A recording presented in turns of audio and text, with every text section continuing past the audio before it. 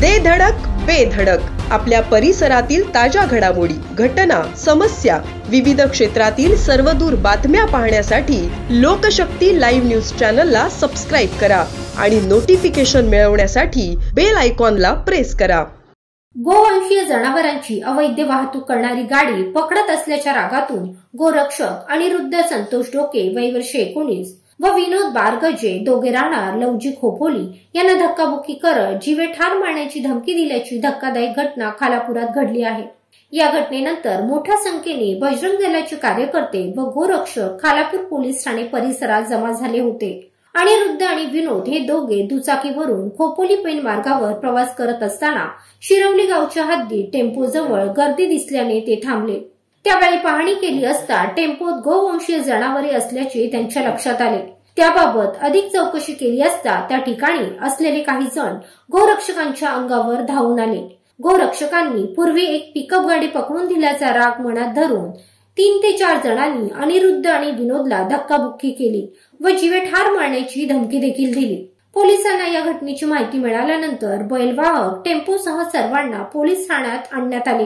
गोरक्षकांना धक्काबुक्की झाल्याचे समजताच परिसरातील बजरंग दल कार्यकर्ते मोठ्या संख्येने पोलीस ठाण्यात जमा झाले होते। आता याबाबत पोलीस कोणती कारवाई करणार याकडे साऱ्यांचे लक्ष लागले आहे।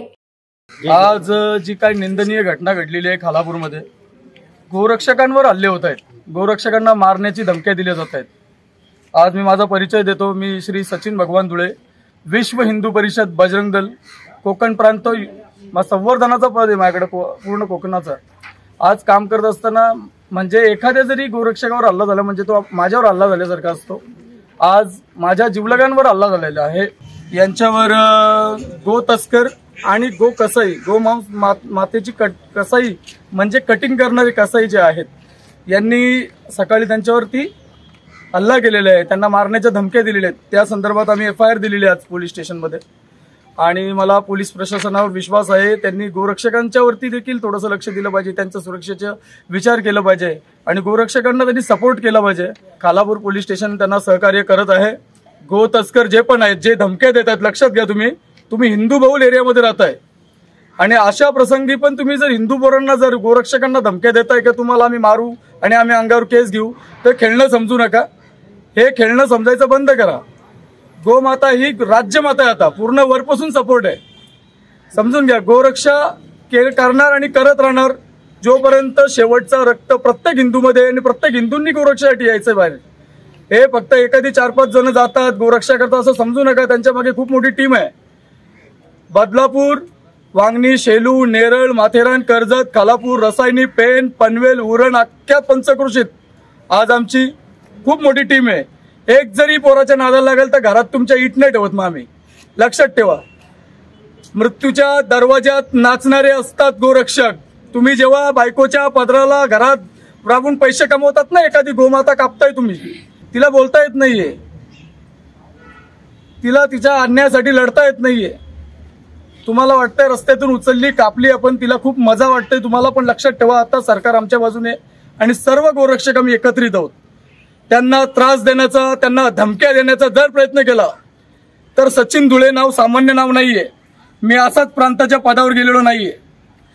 तर हे सर्वांना तुम्हाला सांगू इच्छितो, गो तस्करांना, गो तस्कर जर हिंदू असतील तर लाजा वाटल्या पाहिजेत तुम्हाला। तुमच्या स्वतःच्या आया बाई का तुम्ही अशा बाहेर सोडाल काय? आज गोमाता तुम्ही डायरेक्टली उचलताय, पैशासाठी देताय, तर हे बंद करा। मेहनत करून पैसा कमवा तुम्ही, हे असे लाचारी धंदे करू नका। आणि राहिला प्रश्न कसायांचा, तर कसायांना देखील येणाऱ्या काळामध्ये गोरक्षक काय आहे ते 100% दाखवून देऊ आम्ही। आणि तुम्हाला कधी त्रास झाला तर आम्ही तुमच्या सोबत आहेत, काही काळजी करायचं नाही। संपूर्ण खालापूर, कर्जत, खोपोली संपूर्ण परिसरातले गोरक्षक एकत्रित येतील आणि याच्यावरती कारवाई होईल। लोकशक्ती लाईव्ह साठी दत्तात्रय शेडगे, खालापूर। अशाच सच्चाई दर्शवणाऱ्या बातम्या पाहण्यासाठी लोकशक्ती लाईव्ह न्यूज चॅनलला लाईक करा, शेअर करा आणि सबस्क्राईब करा।